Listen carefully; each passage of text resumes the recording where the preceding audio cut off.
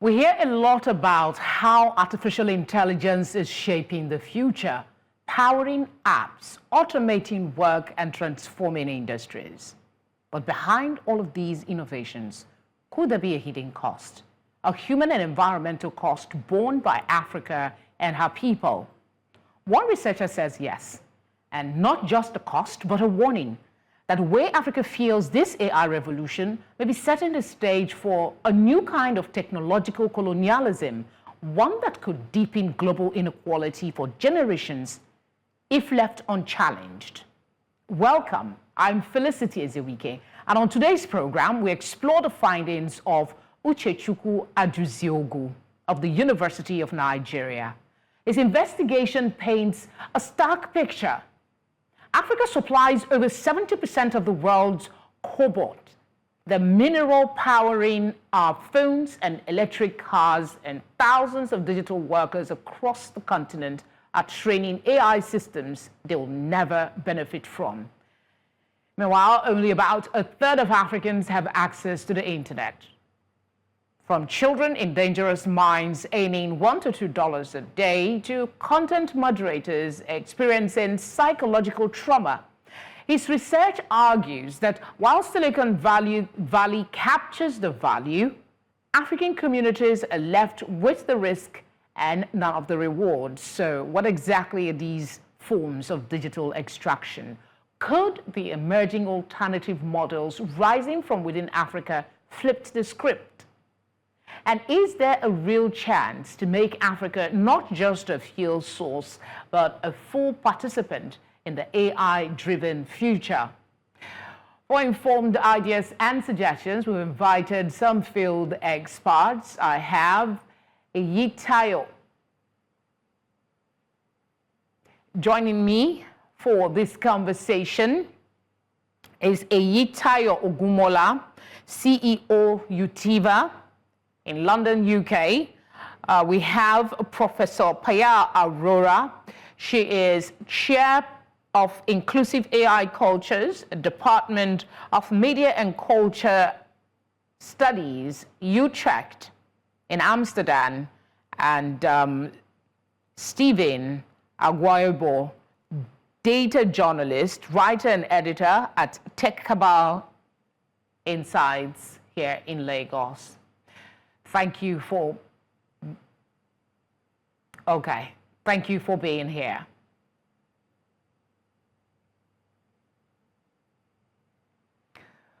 All right, I can't hear my guests, so I'll just say let's go on a short break, and when we come back, I'll reintroduce them and we'll continue this conversation. Just stay with us.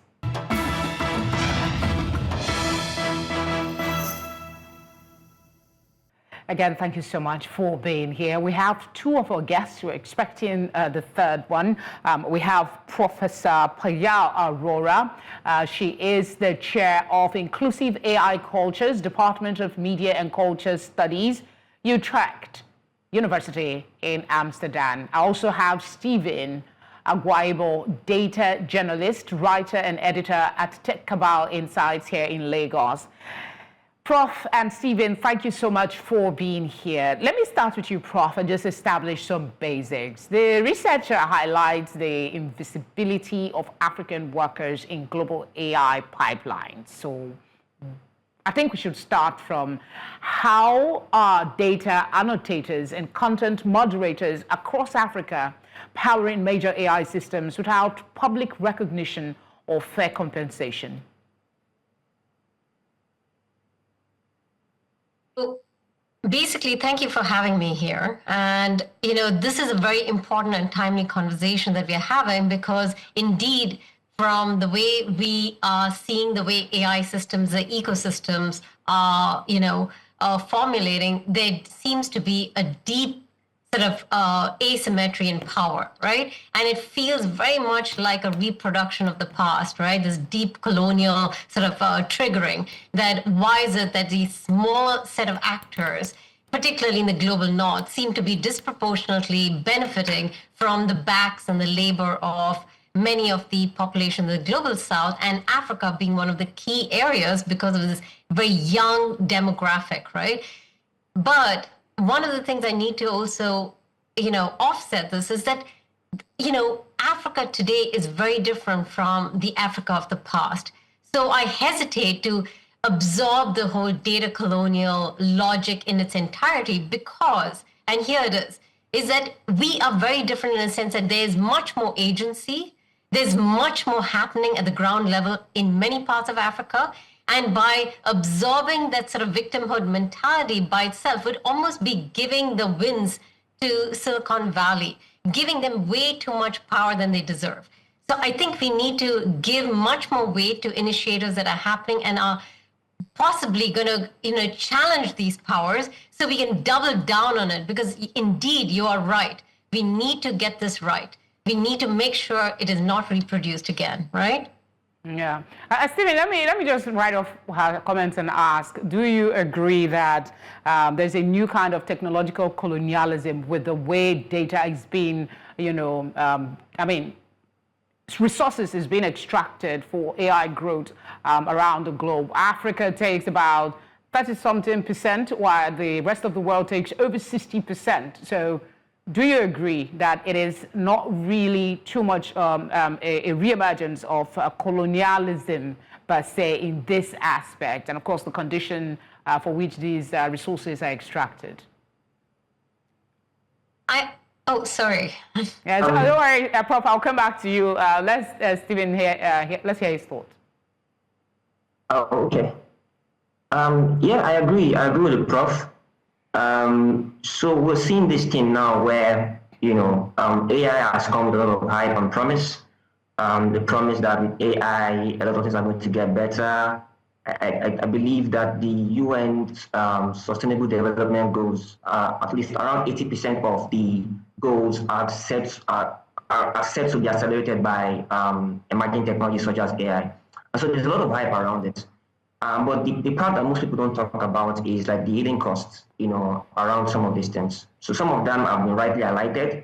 Like, for example, when we talk about moderation in places like Kenya, I think it was sometime last year, around 97 researchers wrote an open letter to then former President Biden, raising the alarm about like the conditions in which moderators were facing, in which they were having to do some very, very hazardous work, being exposed to pornography, exposed to trauma, and all for a pittance, right? And so these are real issues where we're seeing a sort of, yes, sure, there's a technology advancement. We're also seeing this thing where there's also like a, the people who are doing this hard work are getting little for the work that they're putting out there. And so that is something that definitely needs to be addressed. Is that, Stephen, sorry to interject, is that perhaps what Ajuzieogu is trying to say with his investigation when he draws a parallel to colonial exploitation? He was trying to explain in ways the current digital labor model is reflecting that colonial extractive system we used to have, where raw materials, now data and labor, are exported for foreign profit. I mean, most of the work is done outside and re-imported to Africa in most of the cases. Stephen, I'm staying with you. Yes. I mean, you can certainly draw. Yes. I say you can certainly draw some parallels there. Although I don't know if I'm going to go as far as say that it is like 100% techno-colonialism. And I think this is not just pertinent to Africa. I need to make this very, very clear. It's not necessarily pertinent to Africa. So you see this thing with a lot of emerging economies, countries that are trying to find their way in the world. You find out that, for example, in Bangladesh, in Vietnam, you find this thing where big tech tends to outsource labor, outsource, the grunt work to these places for a pittance, and there have been lots of calls in the past. Even as up to this morning, I was reading about how there's been this case involving Microsoft in Argentina, where they've been called out for their untoward practices towards workers there. So yes, to the point, I think yes, there's certainly like a link. You can say that there's a sort of like a advanced colonialism, if I could use that expression, with AI today and data and all of that. So I sort of see the sense in that point there. But something that I also think about too is that some of this, and this is something that the professor mentioned, is that we should get to that point where we should be able to certainly push back and hold our ground. But to be able to do that effectively, you need to have some form of leverage. And I think it's because of the fact that Africa doesn't have that leverage. That's why, a lot of big tech can afford to get away with some of these things. And so by leverage, for example, I'm speaking to, do we have strong regulations? Do we have, what's it called? Rules and rubrics in place that ensure that things like this do not happen? Do we, what recourses do people have to go to when they are being exploited? Who can they cry out to? Who is able to take up the responsibility of putting certain people in their places if they step out of line? So yeah, that's my thought on that. All right. I understand we have Eyitayo Ogunmola, the CEO Utiva. He is a tech entrepreneur, among other skills. Thank you so much for being here. I'll just put you put you in here by asking you. You work with a lot of people and conditions in this space. The reports we're trying to look at document some sort of precarious work conditions, and that's where we started from. Can you talk to us about some of the physical, psychological, and economic realities facing African AI laborers working for global tech companies, often via some opaque outsourcing chains? Absolutely. I mean, I'm very excited about this topic. And I do apologize that my network might not be the best. I've been in transit. The reason I'm excited about this is because at the center of the African strategy today is the talent economy, right? And I hear the last speaker mentioned that it looks like over the decades, Africa has been at the receiving ends of technology, infrastructure, and innovation.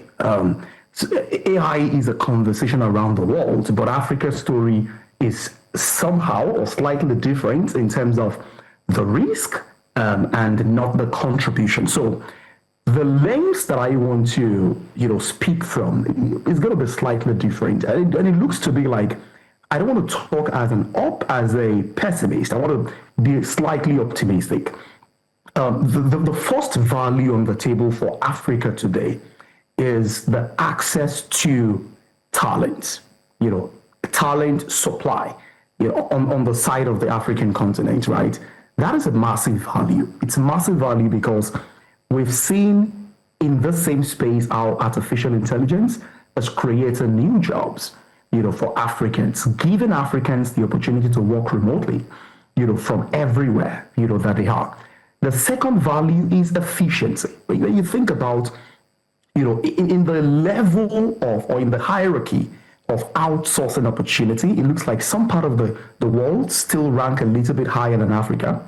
But in recent time, because of artificial intelligence and the value that it offers, more Africans are moving to fill that gap, So when you look at Africa's contribution to the AI economy, it's not enough to say that we are being exploited. Of course, there's an exploitation conversation on the table, but I'm also looking at the talent development side of things.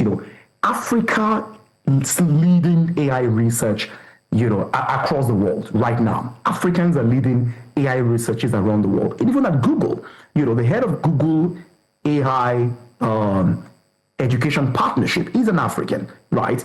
The same thing with Microsoft. And that's an opportunity that is, on the table. When you think about data advantage, we have a value there in terms of the diverse African culture, the diverse African language. And that conversation is also going into many AI models that I'm seeing today, right?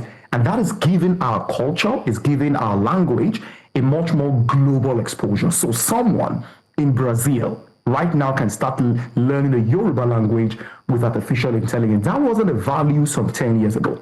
Now, when we then think about the exploitation, right, I think the reason the exploitation actually exists is because of infrastructure gap. We have a very massive infrastructure gap, even with global talent hiring. Today, it is still very tough for companies that are based in the global north to find talent in Africa. It is still a challenge, and I think instead of really focusing so much on the exploitation that is happening, can we then take the conversation to the next level? How do we close this infrastructure gap? How do we create a much more central database of wages, salaries across different global markets, so that Africans are not negotiating from the place of weakness, right? If you're hiring an African talent right now, I can almost say that that talent is negotiating from a place of weakness, because data might not be available to that person. All right, Eyitayo, you've made quite a number of points. I mean, you've touched on almost some of the key issues I wanted to raise, and one of them is the infrastructure deficit and the lack of local data centers and cloud infrastructure. We'll come to that in a little bit, hopefully, if we can fix that in. But I want to come back to the Prof and still stay a little with contracts and how labor is outsourced. Third parties, how do they, I don't know if you have the answers, but I'm gonna ask, how do third parties outsourcing firms structure employment contracts for African workers, and what legal protections are there or might be missing? While you were speaking, Eyitayo, there were pictures of these people carrying cobalt, and it didn't look quite nice per se. What are the conditions they're working with, Prof?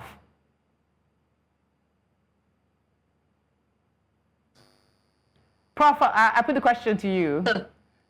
Okay, good. Yeah, so the first problem is that no. Actually, the question is for Professor Arora. Yes, thank you.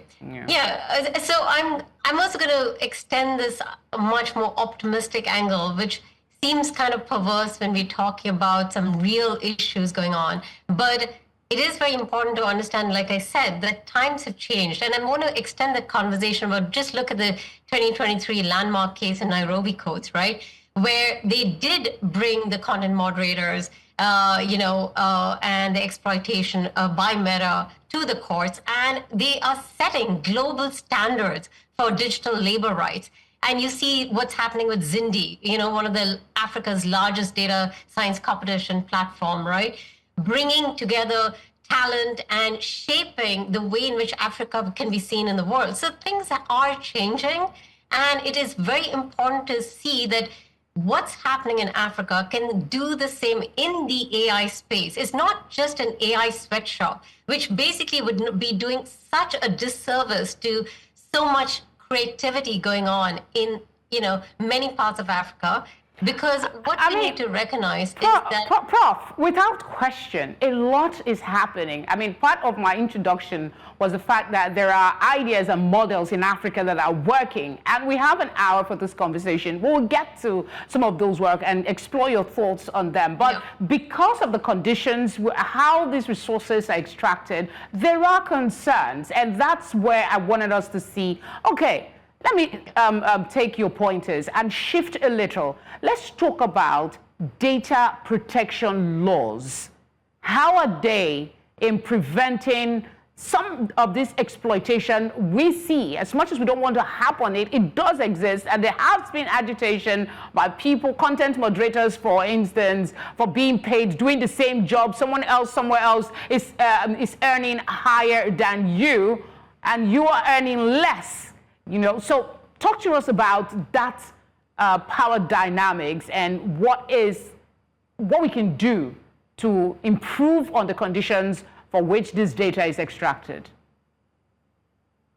Yeah, so that's a fair point. So one of the things is when we listen to the conversation in the global north, it's usually, is content moderation bad or not? And that's obviously not the kind of conversation we need to have, because even however exploited these situations are, these are still jobs. What people are demanding is fair work, humane work, decent work. And that's exactly gets into the boringness of the details, right? Do you have mental support, mental access to mental health services as a content moderator?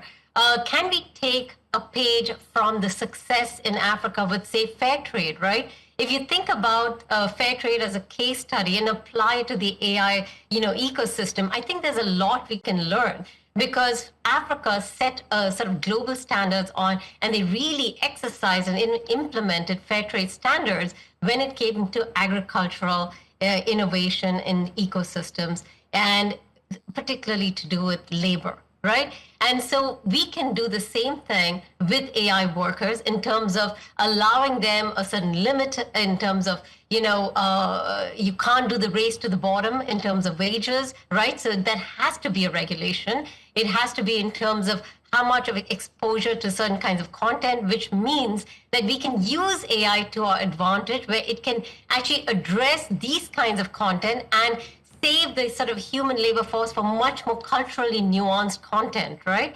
So it's also the question of, should even human beings be screening certain kinds of content in the first place?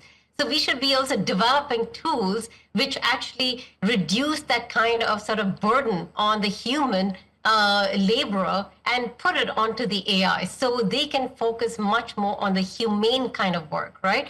So interoperability, and there's a whole list of it, but the question is that we need to make sure we go beyond the binary and go into the granularity of, fair work conditions, decent work, how many hours are you exposed to, how much training do you get? Are you getting like child support if you're a single mom and you're bringing your child to work? These are the kinds of things that we need to be talking about. Remote work, flexible work, which is one of the most desired aspects about the gig economy. I mean, this is one of the most privileged, which allows people to get a decent wage versus high unemployment rates, right? Pervasive across board. So it's sort of like the barriers of entry are low, not just as a laborer, but also as a creator. So we don't even talk that much about that in terms of the creator economy, because these people are also creating their narrative, their stories, but that also is leading to exploitation. So can we also look at, when you're a creator on a platform, how much value are you getting because you are producing data, right? So we need to recalibrate fair value and taking a page from fair trade, right? Ajuzieogu was looking at, he had some links for data that he was referencing when he talked about some of these things.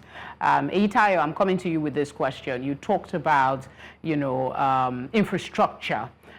Is there an inequality between Africa and the rest of the world? And how does the lack of local data centers, for instance, and cloud infrastructure contribute to Africa's digital dependency, and some would say marginalization in AI value chains? And what is on the ground now? What are we doing, and how are we changing the narrative?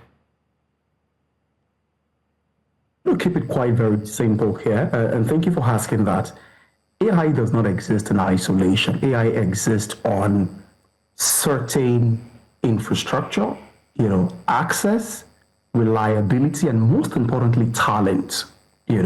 So we have a continent where we're discussing artificial intelligence conversations, but the entire university, our institute, our tertiary institution, the landscape of the tertiary institution in Africa is still very archaic, So we need to first establish that artificial intelligence is based on data engineering. Data engineering, right, is based on years of data gathering and data analytics. We have lost years because we don't have the institutions that's not only providing access to cloud infrastructure, cybersecurity, but we're even talking about access to talent. So the first challenge is rebuilding our institutions in such a way that we can guarantee that the next 5 years, the type of talent that we're churning out are AI elite and AI educated, right? The second thing is the cost of these infrastructure. Setting up some of this infrastructure is quite very, very massive in terms of the cost, right? And we exist in an economy where we don't have local investors that understand, the technology landscape. So we keep talking about, we need to build this type of infrastructure, and our over-reliance on international funding, also then creates a funding fatigue, for that ecosystem players. Now, the way out for me really is that we need to start to pull together, local investors and get our local investors to understand, the technology ecosystem and the technology landscape. And beyond just understanding the technology landscape, is also understanding what the future of artificial intelligence investment is. Now, the third one really is that it looks to me like we are not then collaborating with the global north efficiently. The global north relies on us because we provide access to the data. And we've gone beyond data. We're also providing access to, human talent and human capital.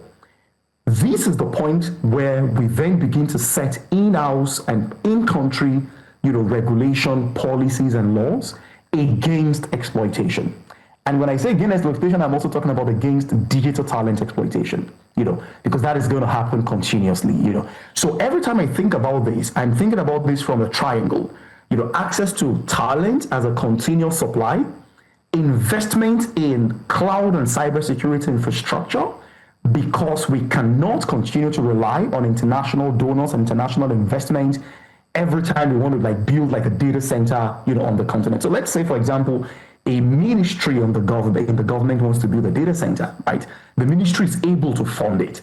But how many private sector companies can actually fund multi-million dollars, data center engineering, projects in Africa? And that is where we then have to start to rally around, our local investors to understand, this ecosystem, understand the value in return, what do you get if you put your next $1 billion, in a data center, in a cloud infrastructure built by African, instead of investing it in the other traditional things that we already understand. But the last one really is that the government also needs to come to the table, right? And sometimes we might argue that, maybe the things are still too early, for the government. But I would say that the earlier the better. The government needs to start to understand the hiring models, right?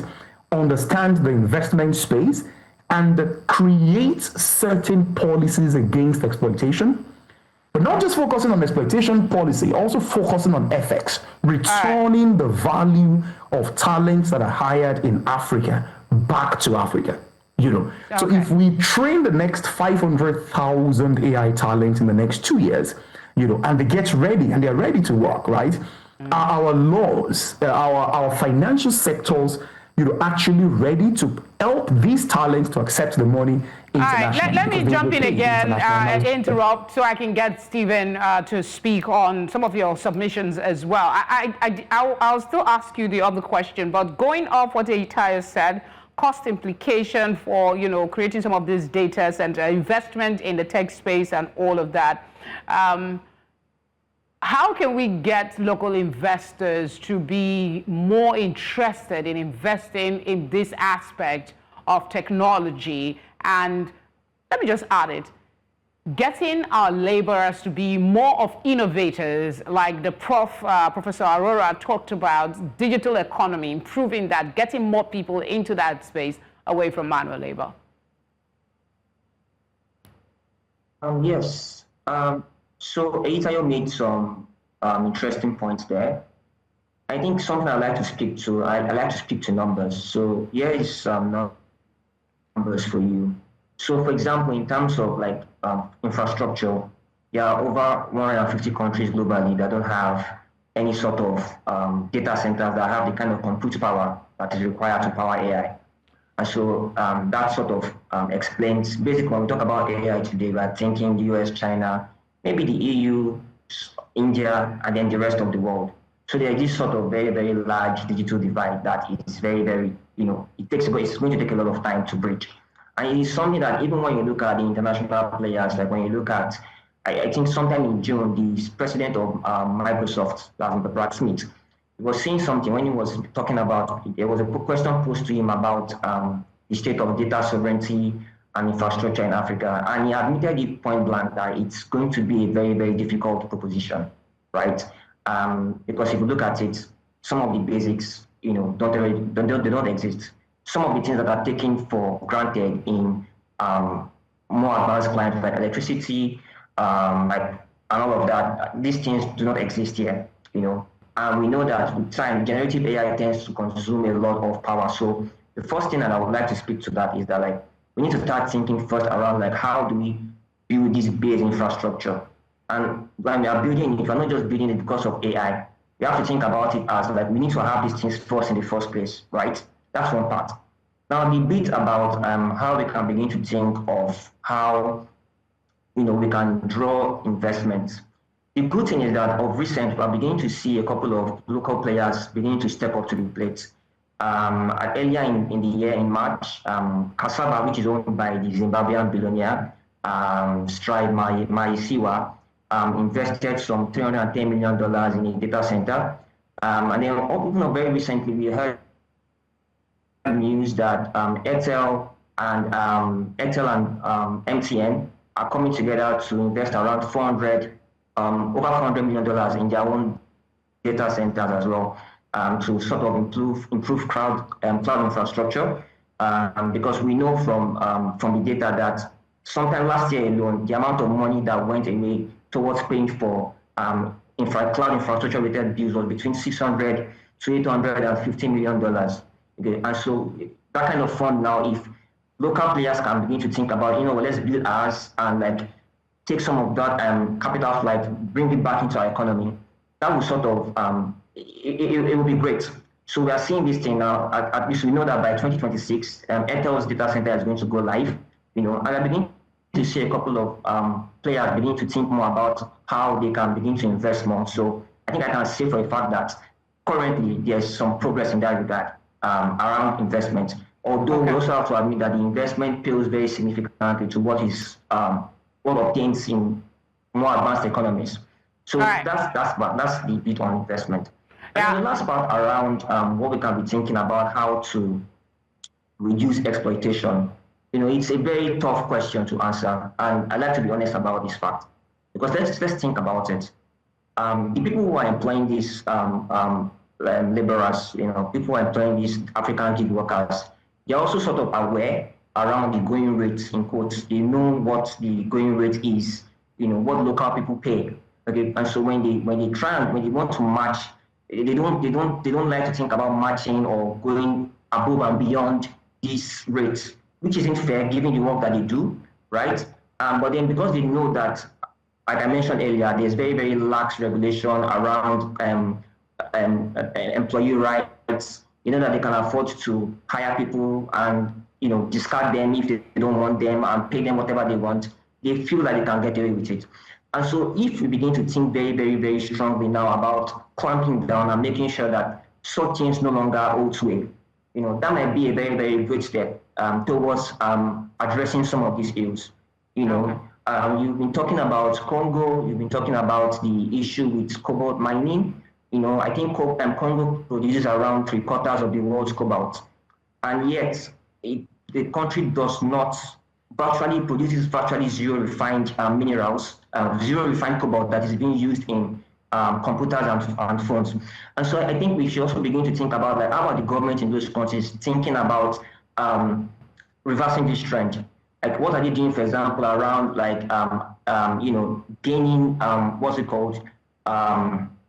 What's the expression now? Human capital, the kind of technology, the kind of know-how that they will need to, it's not something that can happen in. Stephen, if I get you right, it's not something that can happen in a vacuum. A lot of factors have to come into play if we want to increase our economy. Okay, hold on to that thought. Let's go on a quick break. When we come back, I'll come back to you, Professor Arora, and ask you about the role that universities and technical institutions would play in preparing the youth for the future. Stay with us.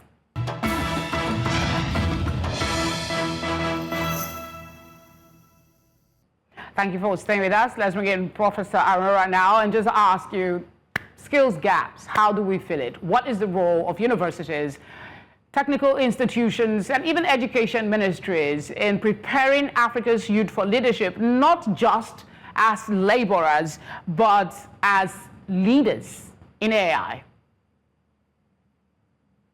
I think it's firstly, on a more broader level, we should actually think about that universities have something very rare, which is it still is a very trusted institution compared to many other institutions. Technically, we don't have skin in the game. And I think that's really important as educators, that we are between multiple different institutions. And it is very important in the way we not just shape their skill set, but also their mindset. And so it is very essential to get them to believe that they're not victims. They are actually creators. They have to stop playing by the same rules. And we have to instill that in them, right? Because here's a fact, that we are at a pivotal time where, you have Silicon Valley that is disinterested in diversity, in culture, and is withdrawing from the rest of the world. And that is a huge opportunity. And we need to infuse, young people with that optimism that what they think is a barrier, it is one of the fundamentally biggest assets that Africa has. It has young people, and they have energy, creativity, because they are able to adapt, adopt, and implement, this kind of tools in ways which are creative, right? Because majority of the innovations that are going to come is not about just building infrastructures. What do you do with AI? And that happens to come from young people who tend to have this sort of natural form of experimentation, because that's part of their DNA, right? At that very cognitive level, you will experiment. So we need to nurture that and ensure that that's the direction they go in, and not feel that they're so helpless and victims of this larger geopolitical, sort of happening, which is dictated by Silicon Valley. So fundamentally, I feel like we need to see how geopolitics are changing from decades ago. You see BRIC nations coming together, making data open source, taking leadership, right, and building sort of data sets that are cutting across regions, sectors. You also see that we can't be, and we shouldn't be, like Silicon Valley, because it's not sustainable. Because you see that what is going to happen is African-based innovations are the most scalable, because they're going to be data light. They're going to respect energy, because that's the reality of it. It sucks up a lot of energy, a lot of water, and very precious resources. And so we can't do it anyway, the American way, and nor should we.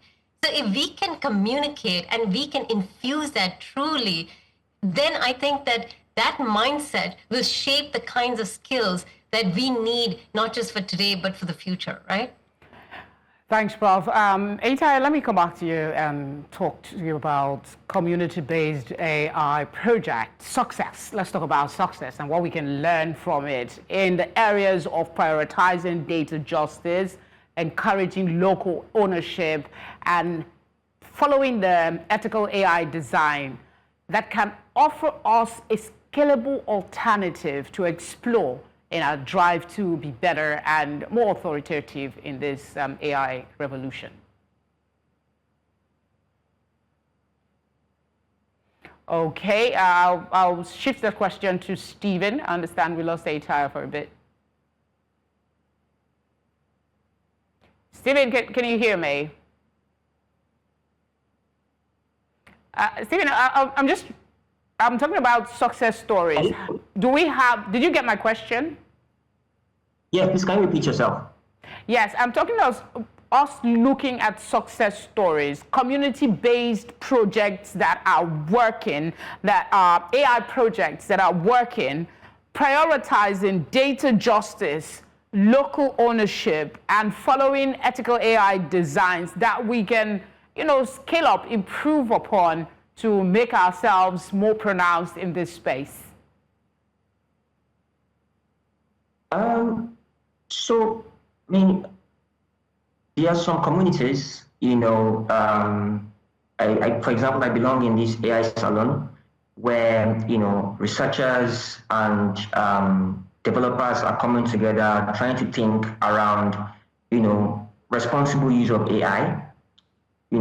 There's some questions that are yet to be addressed, but there's been some progress, even if it is not very, very large scale yet. Something I can think about, for example, is the way AI is being used, for example, in law. there have been a couple of guys, for example, that have been thinking about how AI can be better used in formulating, interpreting so-called archaic laws, making it, so what they do is they sort of feed, what's it called, they go to the courts, and then they get like formal, like raw, what's it called, sittings, like what's it called now? The court documents, they get them, they digitize them, and then they try and feed it into these so-called machines to see if they can find any particular trends. Once they're able to do that, then they they map out, they kind of structure it and say, okay, these are like a couple of trends that we've noticed over the last 5 years regarding these kind of cases. These were the so-called things that we thought could have been improved on. This is where you guys have done well. And it is a thing that has been gaining a bit of traction, at least around the Nigerian legal community. So that is something that I can speak to around like a good and useful case for AI. I'm also seeing it in places like education as well. Earlier in the year, the World Bank, last year, the World Bank did a case study around what it would look like if affordable generative AI is used in the education space. And they did a study in Edo State, a random survey of around 800 Nigerian students. So we're taking them in after-school classes, teaching them around digital use, AI literacy, English and mathematics. And at the end of the 6 weeks of study, they found out that the students who took part in the survey, they seriously outperformed their other peers. The study was so mind-blowing that it was published by the World Bank. And so we are seeing these are positive use cases. And I think that when we should begin to think of AI, we should not think of AI in an aspirational sense, which is something I believe that the professor mentioned. We should not be thinking about, how is it happening in Silicon Valley or in the US? We must begin to think about it in terms of our own local context, recognizing the constraints that we face, recognizing that yes, there are challenges, but also recognizing that there are opportunities, and that the success of these small case studies can be amplified and translated into much more bigger successes, provided that all of the players, including the government, including the private sector, and including individuals, all right, hand in hand to ensure that we get the best out of AI. So yeah, that's my thought on that. Prof, you are the chair of Inclusive AI Cultures in the Department of Media and Culture Studies at your university. So this question is appropriate. How can African government ensure that international AI partnerships promote local innovation, knowledge transfer, and ethical labor practices? Where do we start? I think by not trying to convince international organizations, but by setting precedent, basically. And I think that really matters. For example, look what happened with DeepSeek, right? When you do something, you basically show that it's possible because you don't play by the same rules, right? You look, and I agree with Stephen, it's like, look at the local context. Let's not trying to think about the global. Let's look at the global first and say, why do we need, these massive data sets when we can just as well do it with lean, small data sets in local languages and adapt and really target problems that are most urgent, right? And we see this happening, which is a game changer, whether it's in education, healthcare. And when you start to do this, you start to understand that there is we can pioneer a sort of fair data trade sort of framework, which can be exported to the other parts of the world. And because I think that this is much more of an ecosystem that can be replicable versus that of Silicon Valley, which, as I mentioned. So I think that's the way I would approach it. And one of the most important things is considering we don't need to do indiscriminate data collection, and nor should we, because that is too much power in any entity, including the government, any company. So you really need to have small data sets which have to be, justify why you need certain kinds of data for certain purposes. Because what's happening is there's a sort of hungry sort of Silicon Valley backed by venture capital funding sort of ethos has permeated the way in which we approach innovation, where you just collect indiscriminately and save because just in case you can be the winner takes all kind of logic, and that doesn't fly.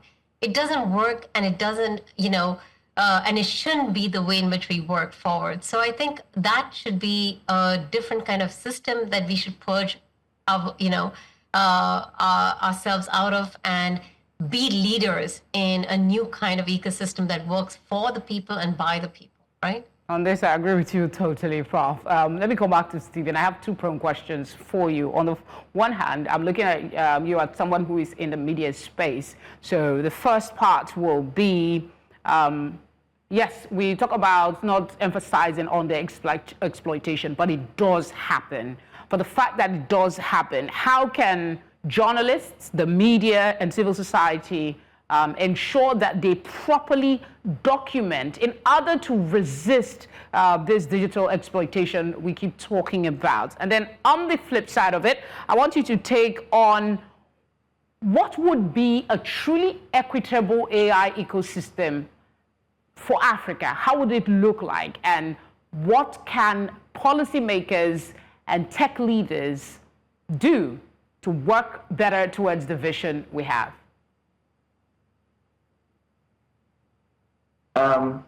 So I'm just going to creep and say that the fact that we have been talking about AI exploitation and all of this, I think it's testament to the work that the media has done to amplify it. So I guess we can still let them keep on doing it. There's been a lot of spotlight that's been shared on sweatshops in Southeast Asia, like the example in Congo and all of that. A lot of that is happening. A lot of people are telling stories and calling out.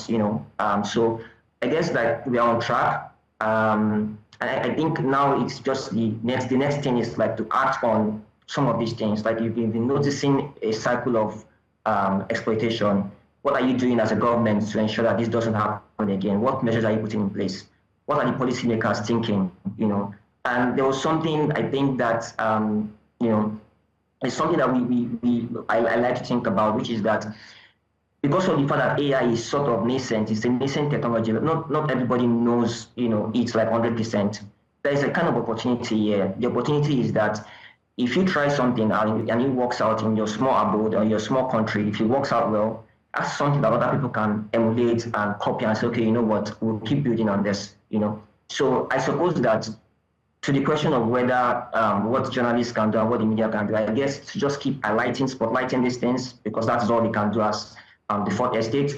But also the people in charge, like the government, the policymakers and all of that, they need to come up with something actionable. We could look at case studies of countries where such things have been cracked down on, and emulate them. Now, to the question about the vision of what a equitable AI use is, something I like to reference is this article. It was written by the CEO of Anthropic, sometime last year, and he said something that for all the hype about AI and everything, like AI would truly fail if it does not help the most vulnerable people in the world, and I completely agree with him. I like to be very, very careful. When everybody promises that AI is going to do X, is going to do Y, I hear it, but I like to think about AI as, can we use it to solve the lowest hanging fruit problems, and then build from there. Yeah. And so an equitable world for me is one where, for example, the average child, the person in the rural community, at the very least, has access to internet. And that is still a challenge, because for all the advancement that AI has made, a lot of Nigerians, around 120 million Nigerians, are still excluded from mobile internet. It's impactful when it gets to all spheres of humanity, not just a particular set. I think that's a good place to leave it, Stephen. Thank you so much for speaking with us. Professor Arora, I can give you just 30 seconds to talk to us on a positive note. Your final thought on Africa's AI future in 30 seconds, please. I think the future is in the people. People are saying that people are the asset. For the longest time, people are like, that's the burden that people have to carry. No, it's a flip. It is people who produce data, who own their data, and should create with the data and shape their futures with it. So be local and buy local, right? Yeah. Thank you very much, Prof, for making it brief. Thank you so much. Again, thank you, Stephen, for being here and sharing such wonderful insights. We appreciate your time. Somehow we lost Eyitayo along the way, the CEO of let me see if I get that correctly. The CEO of Utiva. He joined us from London. He did tell us earlier that he had some network challenges. We do appreciate that he could spare some time at all. Thank you for watching as well. We hope this conversation shed some light. You can join us again next week or find us on social media and on YouTube to catch up on all the programs that air here at News Central.